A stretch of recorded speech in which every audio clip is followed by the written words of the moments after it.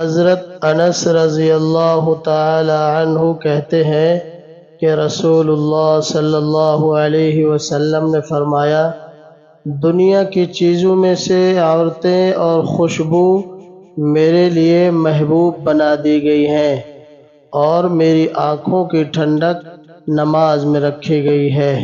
حضرت ابو ہریرہ رضی اللہ تعالی عنہ کہتے ہیں کہ نبی اکرم صلی اللہ علیہ وسلم نے فرمایا، جس کی دو بیویاں ہوں اور وہ ایک کے مقابلے دوسری طرف زیادہ میلان رکھے تو قیامت کے دن وہ اس طرح آئے گا کہ اس کا ایک پہلو جھکا ہوا ہوگا۔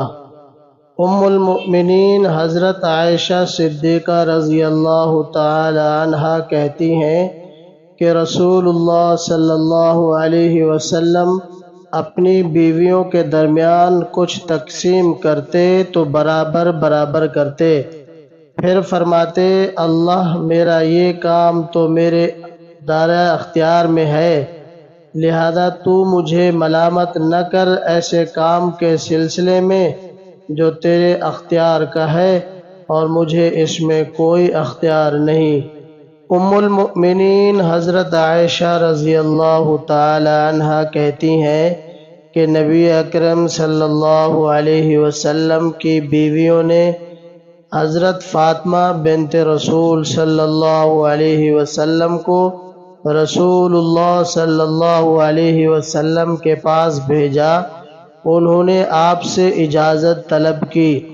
آپ میرے ساتھ چادر میں لیٹے ہوئے تھے، آپ نے انہیں اجازت دی۔ وہ بولیں، اللہ کے رسول، آپ کی بیویوں نے مجھے آپ کے پاس بھیجا ہے، وہ ابو قحافہ کی بیٹی عائشہ کے سلسلے میں آپ سے عدل کا مطالبہ کر رہی ہیں اور میں خاموش ہوں۔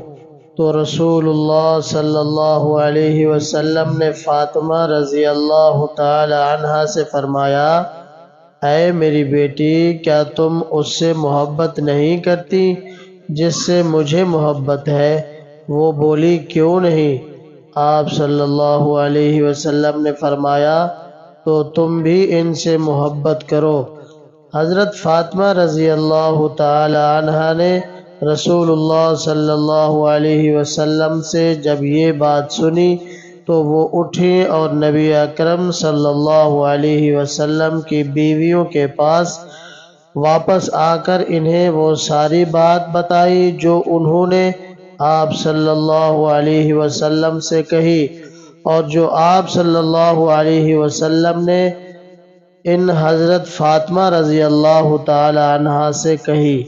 وہ بولی، ہم نہیں سمجھتے کہ تم نے ہمارا کام کر دیا، تم پھر رسول اللہ صلی اللہ علیہ وسلم کے پاس جاؤ اور آپ سے کہو، آپ کی بیویاں آپ سے ابو قحافہ کی بیٹی کے تعلق سے عدل کی اپیل کرتی ہیں۔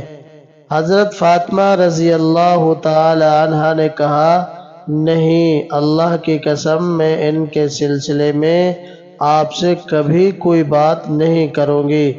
حضرت عائشہ رضی اللہ تعالی عنہا کہتی ہیں، اب نبی اکرم صلی اللہ علیہ وسلم کے ازواج نے رسول اللہ صلی اللہ علیہ وسلم کے پاس حضرت زینب بنت جحش کو بھیجا، اور زینب ہی ایسی تھی جو نبی اکرم صلی اللہ علیہ وسلم کی بیویوں میں رسول اللہ صلی اللہ علیہ وسلم کے نزدیک میرے برابر کا درجہ رکھتی تھی۔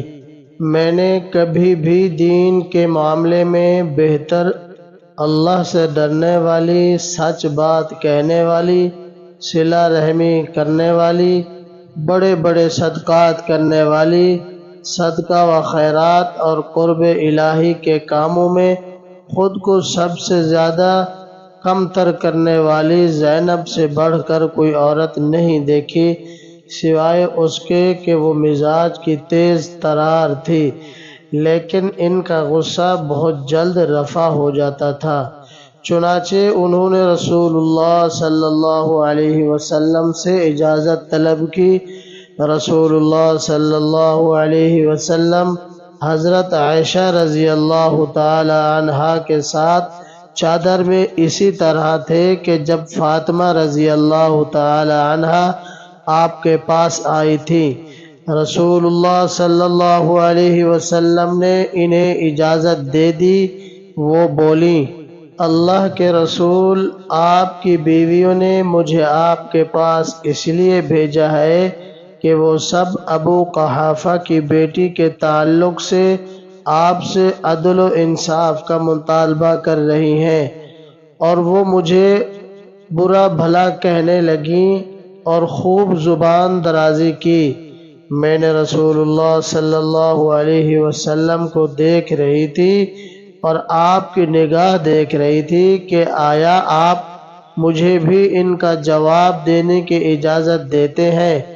حضرت زینب رضی اللہ تعالی عنہا ابھی وہیں پر تھی کہ میں نے اندازہ کر لیا کہ اگر میں انہیں جواب دوں تو رسول اللہ صلی اللہ علیہ وسلم کو برا نہیں لگے گا، چنانچہ جب میں نے انہیں برا بھلا کہا تو میں نے انہیں ذرا بھی ٹکنے نہیں دیا، یہاں تک کہ میں ان سے آگے نکل گئی۔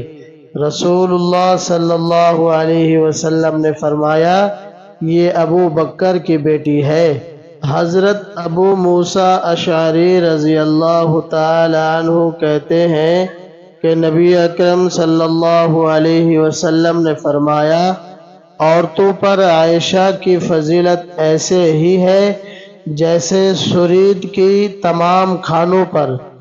وضاحت: سرید عربوں کا سب سے اعلیٰ درجے کا کھانا ہے۔ یہ گوشت کا ہوتا ہے، اس میں لذت اور ذائقہ بھی ہے اور قوت و غذائیت بھی۔ کھانے میں بہت آسان ہوتا ہے اور اسے چبانے میں کوئی دقت نہیں ہوتی۔ یہ خوبصورتی بڑھانے اور آواز میں حسن پیدا کرنے میں معاون ہوتا ہے۔